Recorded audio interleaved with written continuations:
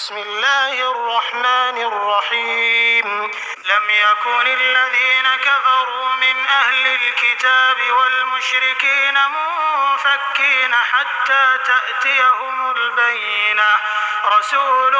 من الله يتلو صحفا مطهرة فيها كتب قيمة وما تفرق الذين أوتوا الكتاب إلا من بعد ما جاءتهم البينة وما أمروا إلا ليعبدوا الله مخلصين له الدين حنفاء ويقيموا الصلاة ويؤتوا الزكاة وذلك دين القيمة